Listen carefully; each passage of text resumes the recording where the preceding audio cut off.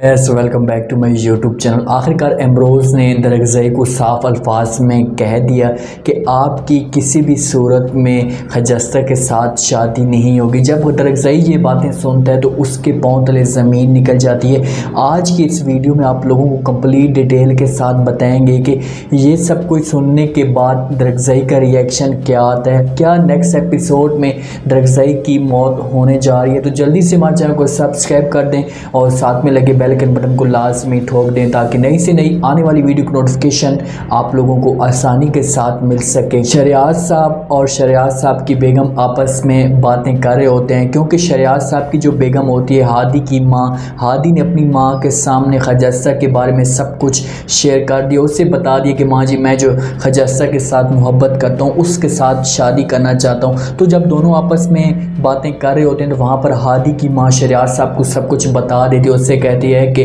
جو ہادی ہے وہ خجستہ کے ساتھ محبت کرتا ہے، اسی کے بارے میں سوچتا ہے اور اس کے ساتھ ہی جو ہے اپنی زندگی گزارنے کی کوشش کرتا ہے۔ جب یہ بات سنتا ہے شریعت صاحب تو بہت زیادہ اس سے غصہ آ جاتا ہے، کیونکہ وہ اپنے بیٹی کی شادی اس پہاڑی لڑکی کے ساتھ، اس خاندان کے ساتھ وہ نہیں کروانا چاہتا۔ اتنے میں ہادی بھی موجود وہاں پر آ جاتا ہے۔ جیسے ہادی آتا ہے بیٹھتا ہے تو شریعت صاحب فوراً اس کے اوپر غصہ کرنا شروع کر دیتا ہے، اس سے کہتا ہے کہ بیٹا میں یہ سب کچھ جو ہے کیا سن رہا ہوں، یہ میں آپ نے کیا ڈرامہ لگائے ہوئے۔ جب ہادی یہ بات سنتا ہے تو بڑا حیران ہو جاتا ہے، کیونکہ حاجی کے وہم و گمان میں بھی یہ سب کچھ نہیں تھا کہ شریعت صاحب میرے اوپر اتنا زیادہ غصہ بھی کرے گا۔ وہ فوراً اس سے کہتے ہیں کہ ابو جان آپ میرے اوپر غصہ کیوں کر رہے ہیں، یہ کیا وجہ ہے۔ وہاں پر شریعت صاحب اسے صاف الفاظ میں کہہ دیتے ہیں، اس سے کہتے ہیں کہ بیٹا چاہے جو کچھ بھی ہو جائے آپ کی جو شادی ہے اس پہاڑی لڑکی کے ساتھ نہیں ہوگی۔ آپ اس لڑکی کا جو ہے بیک اپ چیک کرو، پہاڑی خاندان ہے، بدتمیز لوگ ہیں، طرح طرح کی بدتمیزی کرتے ہیں، تو میں آپ کی شادی اس کے ساتھ کسی بھی صورت میں نہیں کروا سکتا۔ وہاں پر ڈاکٹر ایما بھی موجود ہوتی ہے۔ ڈاکٹر ایما جب یہ ساری باتیں سن رہی ہوتی ہے تو وہ تو اندر سے بہت زیادہ خوش ہوتی ہے، کیونکہ اس سے جو ہے اپنا مقصد ملنا شروع ہوتا ہے۔ جب ہادی یہ بات سنتے ہیں تو اپنے والد کی جو باتیں ہوتی ہیں اسے ٹوکتا ہے، اسے کہتے ہیں کہ ابو جان مجھے آپ یہ بتاؤ، آپ تو بڑے دعوے کرتے تھے، یہ وہی آپ باپ ہیں جو آپ ہر کسی انسان کو ایک برابر کی نسبت دیتے تھے، مطلب کہ امیر غریب چھوٹا بڑا سب کو ایک ہی حیثیت دیتے تھے، کسی میں چھوٹا یا بڑے کی آپ ویلیو نہیں رکھتے تھے۔ تو وہاں پر شریعت صاحب اسے کہتے ہیں کہ بیٹا وہ سب کچھ ٹھیک ہے، لیکن میری یہ جو ہے فیملی کا مستقبل ہے، میں اپنی فیملی کے بارے میں ایسا کچھ بھی غلط قدم نہیں اٹھا سکتا۔ وہاں سے ہادی جو ہے غصے سے اٹھ کر چلا جاتا ہے۔ ہادی کی ماں شریعت صاحب کو سمجھاتی تو ہے، لیکن شریعت صاحب نے بھی یہ فیصلہ کر لیا کہ اسے آپ صاف الفاظ میں کہہ دیں چاہے جو کچھ بھی کرنا ہے بھلے کر لے، لیکن اس لڑکی کے ساتھ اس کی شادی نہیں ہوگی۔ امروز اور درگزئی آپس میں باتیں کر رہے ہوتے ہیں تو امروز جو ہوتا ہے وہ شانزے کی باتوں میں آ جاتا ہے، کیونکہ شانزے نہیں چاہتی کہ درگزئی اور خجستہ کی آپس میں شادی ہو، خجستہ کی کسی ایسی جگہ پر شادی ہو جہاں پر وہ ہماری آنکھوں کے سامنے نہ سکے، کیونکہ آپ نے یہ دیکھا بھی ہوگا عموماً کہ آپس میں جو عورتیں ہوتی ہیں وہ جیلس ہوتی ہیں، تو ایسے ہی شانزے جو ہے وہ خجستہ سے جیلس ہوتی ہے۔ تو اس وجہ سے امروز فوراً جو ہے وہ درگزئی کو کہتا ہے کہ میں آپ کی شادی جو ہے خجستہ کے ساتھ نہیں کروا سکتا، یا خجستہ جو ہے آپ کے وہ قابل نہیں ہے۔ جب یہ بات سنتے ہیں درگزئی تو غصے سے فوراً اپنے لالا کو کہتے ہیں کہ لالا آپ یہ کیا کہہ رہے ہیں، میری شادی اس کے ساتھ کیوں نہیں ہو سکتی، کوئی وجہ تو بتاؤ۔ تو فوراً وہاں پر جو ہے امروز سے کہتا ہے کہ وہ ڈاکٹرز ہے اور آپ ایک پہاڑی ہو، آپ دونوں میں جو ہے وہ زمین آسمان کا فرق ہے، وہ کہاں پہ ہے اور آپ کہاں پہ ہو، تو اس سے بہتر ہے کہ تم شادی اس کے ساتھ نہ کرو اور مجھے جو یہ رشتہ ہے منظور نہیں ہے۔ تو درگزئی اپنے جو لالا کو ہے صاف کہتا ہے کہ اس جو تعلیم کو یا ڈاکٹرز کو گولی مارو، بس چاہے جو کچھ بھی ہو جائے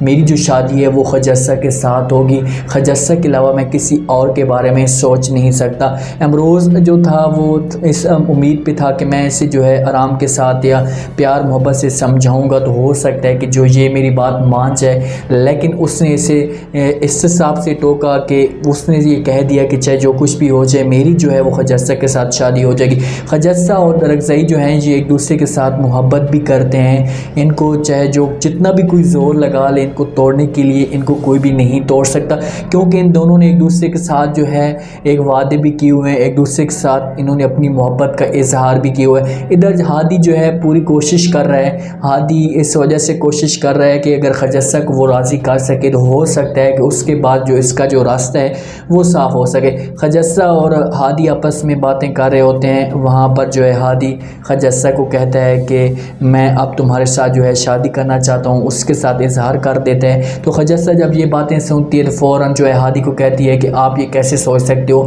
کہ میں اس فیملی میں جاؤں گی جس کی فیملی میرے ساتھ نفرت کرتی ہو۔ وہ جو ہے حسن کے بارے میں بات کر رہی ہوتی ہے، کیونکہ حسن جو ہے ہر وقت خجسہ کے اوپر طنز کرتا رہتا ہے، اس کے اوپر باتیں کرتا رہتا ہے۔ لیکن جب ہادی یہ بات سنتا ہے تو فوراً خجسہ کو جواب دیتے اس سے کہتے ہیں کہ بھائی مجھے آپ یہ بتاؤ کہ اس میں میرا کیا قصور ہے؟ اس میں حسن،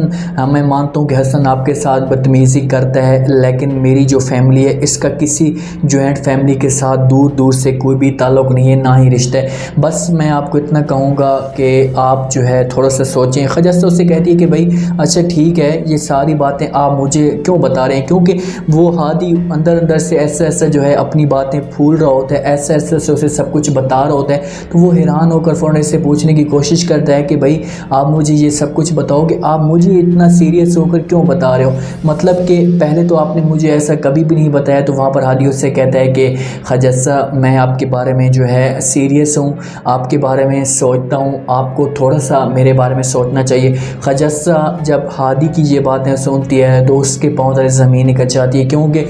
اب وہ دو کشتیوں میں سوار ہو چکی۔ ایک اس کا جو ہے ہادی جس حساب سے اس کا ساتھ دے رہا ہے یا مشکل وقت میں اس کا ساتھ دے رہا ہے، تو اس کا دل اب ہادی کی طرف بھی کرتا ہے۔ ادھر سے بھائی خجسہ کو جو ہے وہ ڈگری مل جاتی ہے، وہ ڈاکٹر مکمل طور پر بن جاتی ہے۔ اب